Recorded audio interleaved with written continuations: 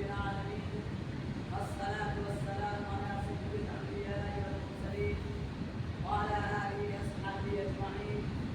أما بعد، أعوذ بالله من الشيطان الرجيم. بسم الله الرحمن الرحيم. وأنتم الأعلون إن كنتم مؤمنين. ومعذب زمانے میں مسلمان ہو کر اور معذب زمانے میں مسلمان ہو کر اور مخالف قرآن ہو کر میرے محترم بزرگوں دوستوں، آج میری تقریر کا موضوع ہے مسلمانوں کی تباہی اور اس کا علاج۔ آئیے اس موضوع کے تحت ہم اپنے شاندار ماضی پر ایک نظر ڈال کر مستقبل و ترقی کا سامان تلاش کریں۔ قرآن کریم میں رب ذوالجلال کا ارشاد ہے وَأَنتُمُ الْأَعْلَوْنَ إِن كُنتُم مُؤْمِنِينَ کہ تم ہی سر بلند رہو گے اگر تم مومن ہو۔ یہ ارشاد باری ہماری پوری تاریخ کا اختصار ہے اور اسی میں ہماری ترقی کا راز مضمر ہے۔ تاریخ کے سینکڑوں واقعات بتانے کے لیے کافی ہے کہ جب بھی ہمارا رشتہ اللہ سے اور اس کے دین سے مضبوط رہا تو سربلندی و کامیابی ہمارے قدم چومے، اور جب کبھی رشتہ میں کسی قسم کی کمزوری آئے تو ہم عزت و عرفات کے آسمان سے ذلت و پستی کے غار میں جا گریں گے۔ تاریخ ہمارے سامنے جنگی بدر کی مثال پیش کرتی ہے۔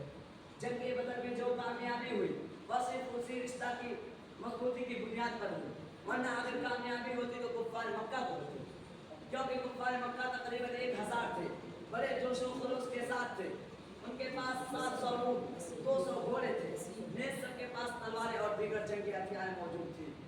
ادھر ابو جہل، عتبہ، شعیبہ، ولید، حنظلہ، امیہ بن خلف، نفر ابن حارث، عبد المطلب جیسے شجاعت کے پیکر اور آزمودہ کار تھے، اور ادھر بیچارہ مسلمان بے سر و سامان، کل تعداد 313، سواری کے لیے 2 گھوڑے اور 70 اونٹ ہیں۔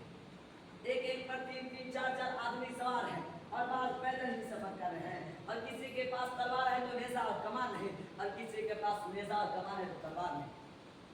میرے محترم بزرگوں دوستو، جب مقام بدر میں پہنچتے ہیں تو دیکھتے ہیں کہ کفار مکہ بلند مقام پر خیمہ زن ہو چکے ہیں جہاں پانی کی بھی فراہمی ہے۔ بیچارہ مسلمان کو پست اور ریتیلی زمین پر خیمہ زن ہونا پڑا۔ اگر کسی کو پیاس لگ جائے تو ایک گھٹ پانی بھی نہ ملے۔ الغرض جنگ کے اندر جتنی اسباب و چیزوں کی ضرورت تھی سب کفار مکہ کو حاصل تھی، مگر جب لڑائی شروع ہوئی تو کفار مکہ گاجر اور مولی کی طرح کاٹے جاتے ہیں۔ کفار مکہ کا سب سے بڑا سردار ابو جہل دو بچوں معاذ اور موز کے ذریعے مارا جاتا ہے، اور حضرت عبداللہ بن مسعود اس کو سر کو جسم سے جدا کر دیتا ہے۔ مسلمانوں، کیا آپ جانتے ہیں کہ حضرت عبداللہ بن مسعود کون ہے؟ یہ وہی ہے جن کو مکہ کے صحن میں اسی ابو جہل نے مارتے مارتے بے ہوش کر دیا تھا۔ آج میدان جنگ کے اندر وہی عبداللہ بن مسعود ابو جہل کو سر کو جسم سے جدا کر رہے ہیں۔ ابو جہل کے بعد کفار مکہ کا سب سے بڑا سردار امیہ بن خلف سمجھا جاتا تھا، لیکن وہ اس طرح اپنے ساتھیوں کو تحقیق دیکھ کر وہ گھبرا کر میدان جنگ چھوڑ کر مکہ کی طرف بھاگ پڑا۔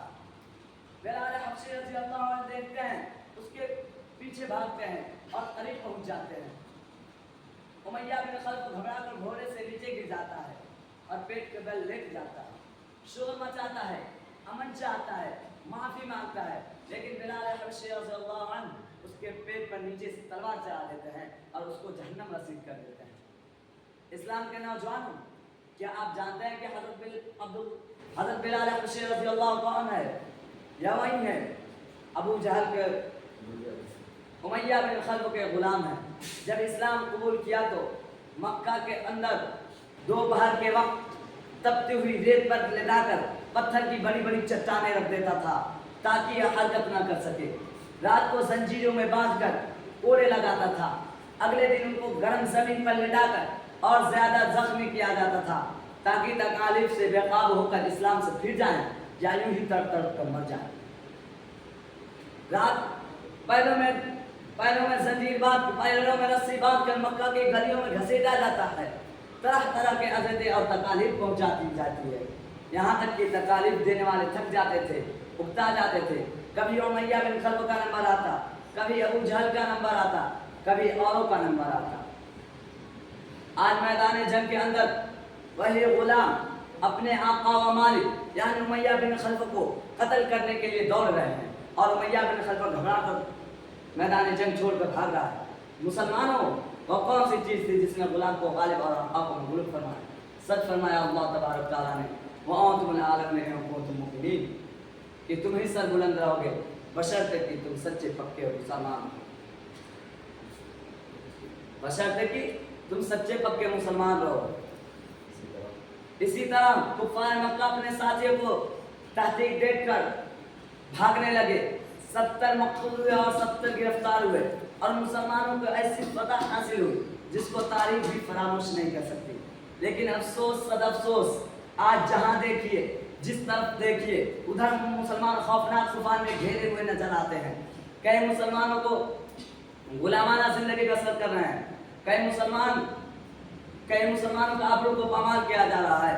حضرات، آج ہم اور آپ اندلس کو نہیں جانتے، حالانکہ ایک وقت میں اندلس کی سب سے بڑی طاقت اور حکومت تھی، پوری دنیا میں شان و شوکت کی شہرت تھی، اور آج وہاں کی حالت یہ ہے کہ ایک مسلمان نام لینے والوں کو نظر نہیں آتا۔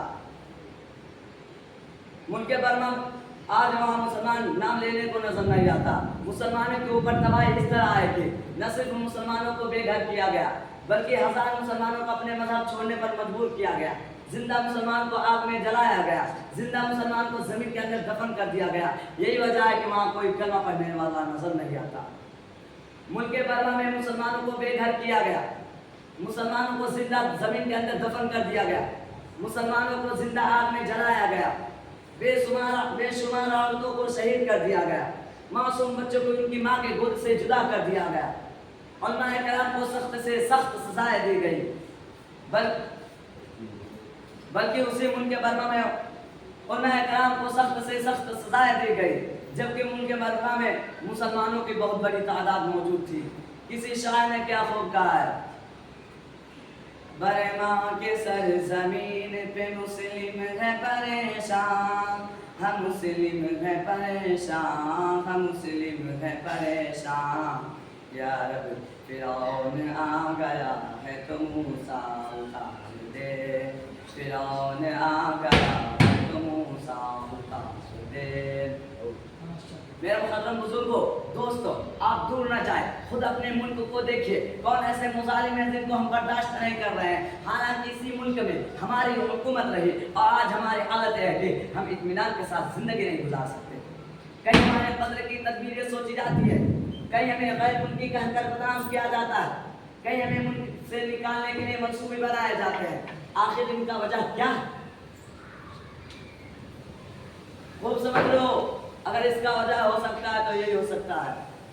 آخر ان کا وجہ کیا ہے، اور آج ہماری حالت ایسی کیوں ہو گئی ہے؟ کسی شاعر نے کیا خوب کہا ہے، سوئی ہوئی قوم میں جاگ اٹھے بیدار مسلمان سوتا ہے، سوئی ہوئی قوم میں جاگ اٹھے بیدار مسلمان سوتا ہے، گہوارہ قلب مومن میں اب جذبہ ایمان سوتا ہے۔ امت مسلمان کے دھڑکتے دلوں، آج پوری دنیا ہمارے لیے وحشت و بربریت کی آماجگاہ بنی ہوئی ہے۔ حالانکہ ایک زمانہ تھا کہ دنیا کے ہر چیز ہمیں سونپی گئی تھی، جس طرف قدم بڑھاتے بڑھتے اور پھیلتے جاتے تھے، باطل کی کوئی طاقت ہمارے راہ میں حائل نہیں ہو سکتی تھی۔ علامہ اقبال نے کیا خوب کہا ہے، مغرب کی وادیوں میں خودی ادا ہماری، مغرب کی وادیوں میں خودی ادا ہماری، تھمتا نہ تھا کسی سے سیلے رواں ہمارا۔